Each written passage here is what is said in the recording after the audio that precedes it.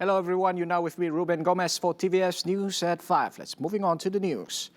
The Companies Commissions of Malaysia, SSM, is targeting 30,000 entrepreneurs to participate in the scheme Pendaftaran Perniagaan Prihatin SPPP throughout the year 2021. Minister of Domestic Trade and Consumer Affairs, KPD and SPEP, Dato' Sri Alexander Nantaligi said SSM had made improvements to SPPP by expanding it to include all the B40 entrepreneurs.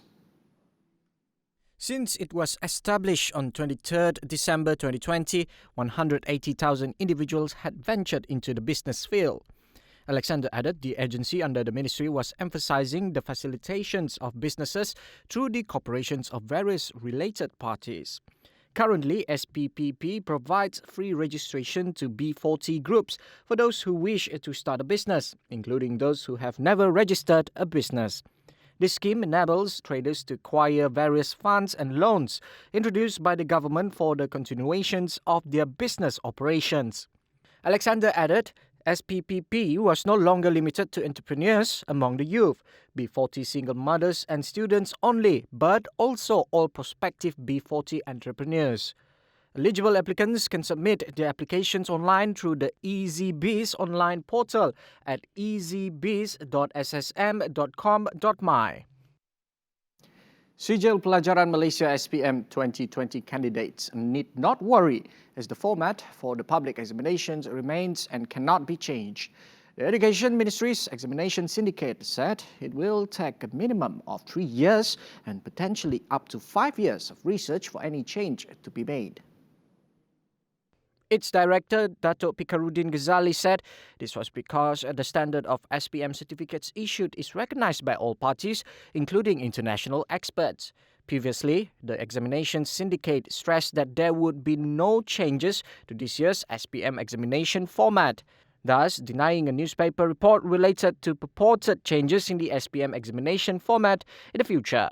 Meanwhile, Pikarudin said that SPM candidates who are tested positive for COVID-19 or quarantined would not be allowed to sit for the examination. He said these two groups of candidates cannot sit for the examination, but they will be allowed to reschedule the examination. A total of 401,105 candidates will sit for the SPM examination from February 22nd to March 25th. The Pfizer-BioNTech COVID-19 vaccine will arrive in the country this Sunday. The rollout for implementations of the National COVID-19 Immunization Program will begin in phases from February 26. Prime Minister Tan Sri Muhyiddin Yassin said he would get vaccinated on the first day of the program's implementation, together with the frontliners.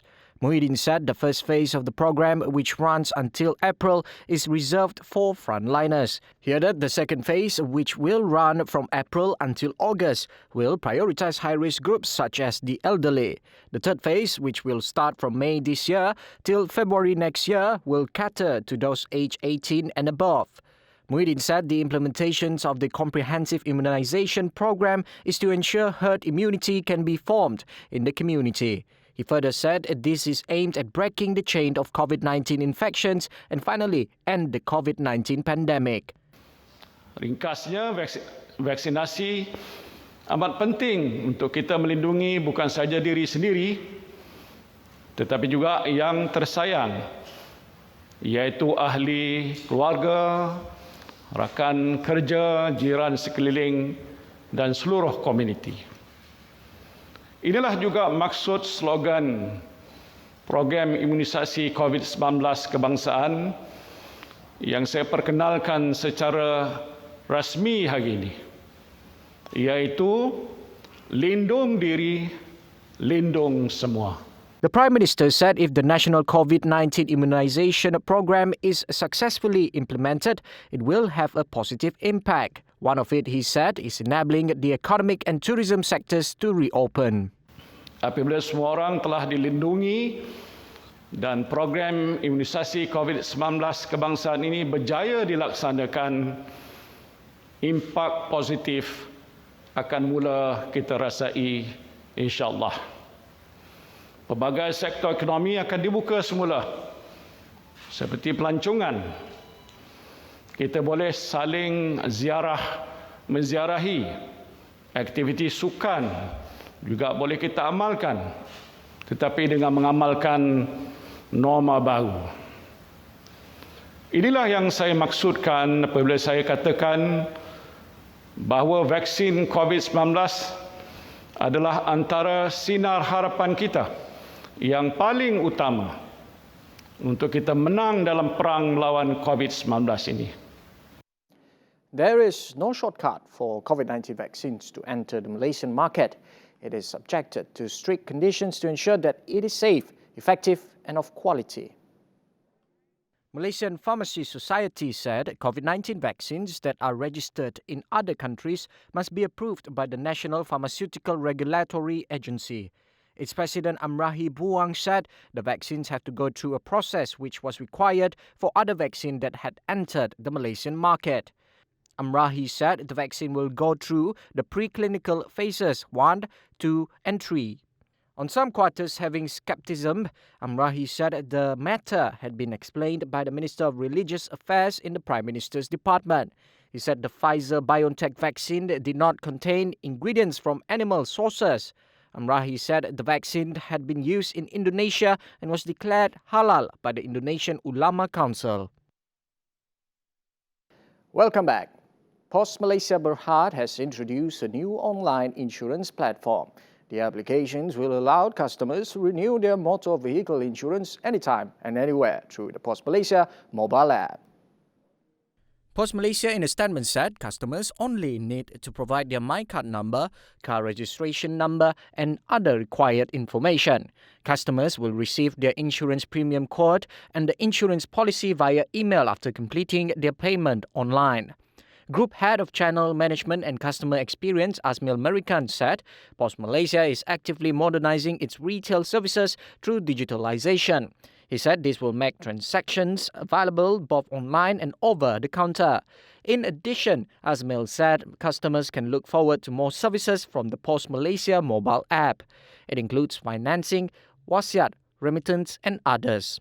Pos Malaysia said digitalization and innovation will be embraced as part of the customer's digital ecosystem and business value chain. The Pos Malaysia mobile app can be downloaded from the Google Play Store for Android, Apple App Store for iOS and Huawei App Gallery. Prime Minister Tan Sri Muhyiddin Yassin launched the National COVID-19 Immunisation Programme Handbook today. The handbook details the largest vaccination program to be implemented in Malaysia to date. The handbook, which is available through the COVID-19 Vaccine Supply Access Guarantee Committee's official website at vaccinecovid.gov.my. The website provides an overview of the steps in the entire vaccination process, from registration to post-inoculation observation.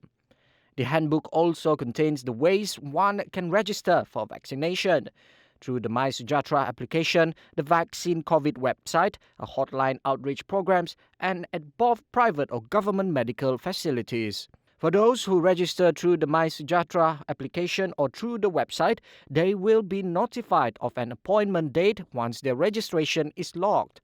They will also be notified of the hospital at which the vaccine will be administered. For those who would like to register for the vaccine manually, one can either call into their hotline, head to the nearest government clinic, or register through outreach programs. Once registered, said individual will receive their appointment dates via SMS. Location will be updated from time to time, according to the handbook.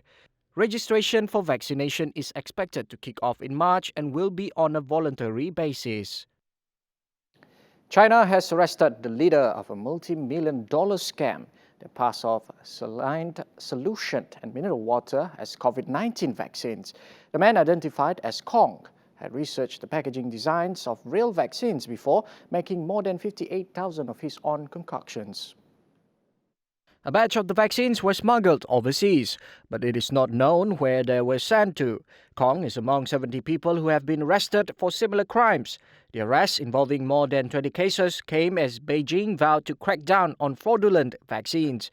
Even though most of the cases surfaced late last year, new details were released this week. According to a court ruling, Kong and his team made a profit of $2.78 million by putting saline solution or mineral water in syringes and hawking them as COVID vaccines since August last year. A batch of 600 of these vaccines were sent to Hong Kong last November before they were shipped abroad.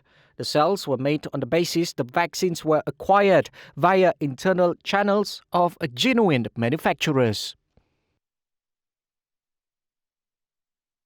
The US has vowed to hold accountable those responsible for Monday's rocket attack in Iraq's Kurdistan region that killed a civilian contractor. The US service member and 5 other contractors were injured when rockets hit site in the Erbil city, including a base used by the US-led coalition.